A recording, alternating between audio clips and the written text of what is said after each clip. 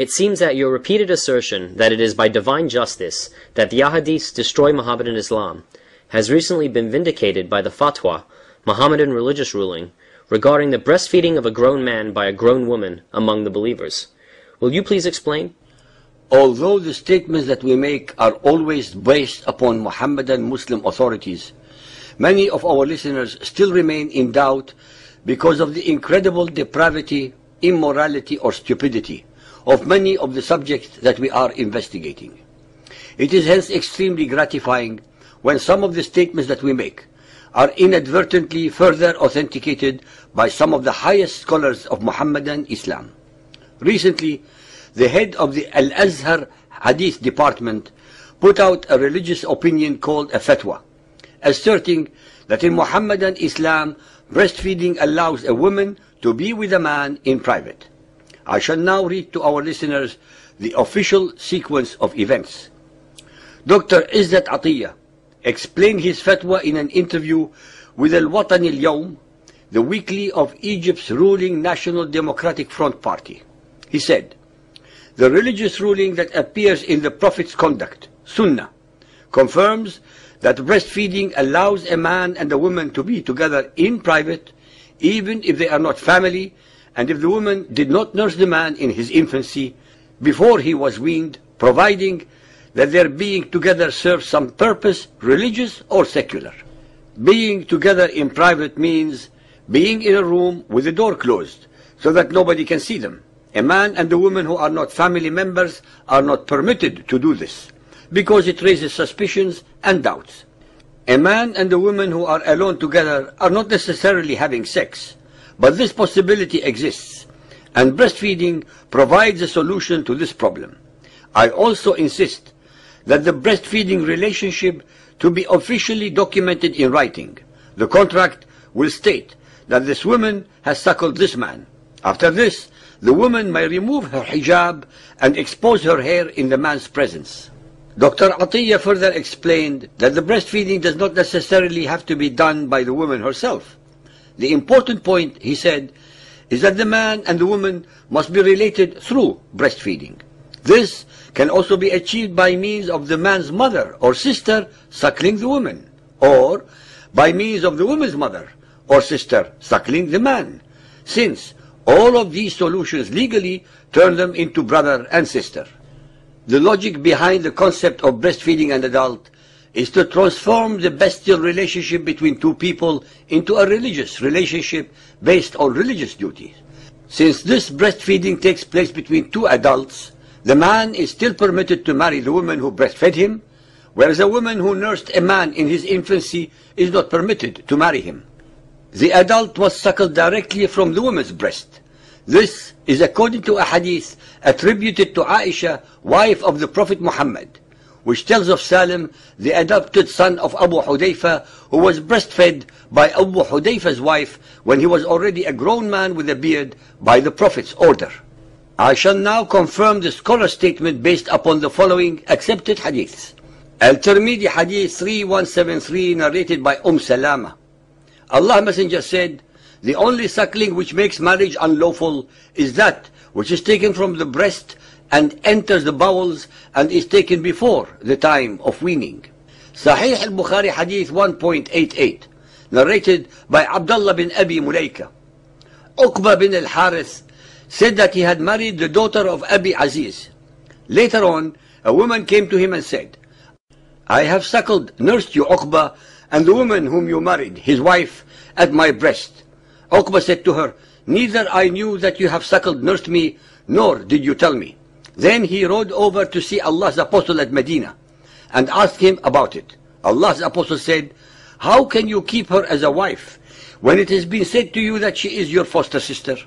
Then Uqba divorced her and she married another man. Sahih Muslim, suckling a young boy, tradition 3428. Zainab, daughter of Abu Salama, reported, "I heard Salama, the wife of Allah's Apostle, saying to Aisha, 'By Allah, I do not like to be seen by a young boy who has passed the period of fosterage.' Whereupon Aisha asked, 'Why is it so?' Salama answered, 'Because Sahla, daughter of Suhail, came to Allah's Messenger and said, Allah's Messenger, I swear by Allah that I see in the face of Abu Hudayfa, her husband, the signs of disgust on account of the entering of Salim in the house. Whereupon Allah's Messenger said, suckle him. Sahla said in astonishment, but he has a beard.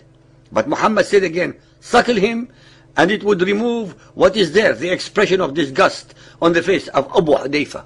She said, I suckled him, and by Allah, I did not see any sign of disgust on the face of Abu Hudayfa. Sahih Muslim, suckling a young boy, tradition 3426. Ibn Abu Mulaika reported that Al-Qasim bin Abu Bakr had narrated to him that Aisha reported that Sahla bin Suhail bin Amr came to Allah's apostle and said, Messenger of Allah, Salim, the freed slave of Abu Hudayfa, is living with us in our house, and he has attained puberty as men attain it, and has acquired knowledge of the sex problems as men acquire. Whereupon he said, suckle him, so that he may become unlawful in regard to having sex with you. Ibn Abu Mulaika continued, I refrained from narrating this hadith for a year or so on account of fear. I met again with Al-Qasim and said to him, you narrated to me a hadith which I did not narrate to anyone afterwards. He said, what is that? I informed him. Whereupon he said, narrated on my authority, that Aisha had narrated that to me. Ladies and gentlemen, believers and unbelievers, here was a man who was afraid to narrate what he had heard and decided to keep this story to himself for more than a year. The man viewed this hadith with obvious trepidation regarding the innocence of this story and knew that there was something morally wrong with this unbelievable event. Even 1400 years ago, this type of story of a grown and married woman who would breastfeed a grown man, not her husband, so that she can be at home, so to speak, while he is around, was so immoral that it boggled the mind of its listener. That is why he kept his mouth shut for almost a year thereafter. But as a believing Muhammadan Muslim, he had to accept it as a divinely sanctioned order. The Azhar Council decided to dismiss the doctor, not because he was telling a lie, but because he was telling the truth, thus exposing Muhammadan Islam to ridicule. They even go so far as to accuse those who support his deductions as perverts. In the light of the aforegoing, then all the preceding Muhammadan scholars must have been perverts, since they too read the same hadith and walked away with the same understanding that I do. They saw that the logical implication one derives from them is that Sahla, against her natural instincts, breastfed a young man at the express orders of Muhammad. There are, of course, more hadiths regarding the above, but I'm sure these will suffice. Believers and unbelievers, I shall repeat once again, as I shall do so at every opportunity, that the worst nightmare of Muhammadan Islam is knowledge of the Quran, of the hadiths, and all their related subjects. Muhammadan Islam can only survive through subjugation, intimidation, terror, indoctrination, and the ignorance of its followers.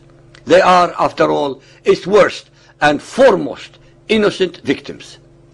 We have repeatedly made it crystal clear that the objective of this series is not to insult, humiliate, or degrade the followers of Muhammad, the so-called believers, but to enlighten them as well as all those so-called unbelievers around the world.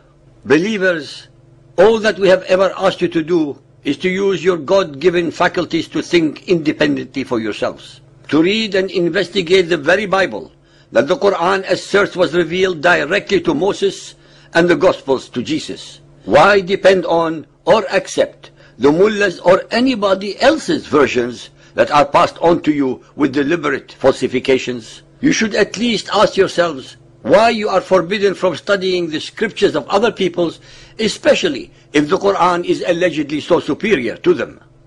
If the Quran is so superior, then you should not be afraid or hesitate from reading them. What could you possibly lose? After all, we are repeatedly told by the scholars of Muhammadan Islam that the Quran loves knowledge. So learn, and hence unchain your minds and liberate your souls.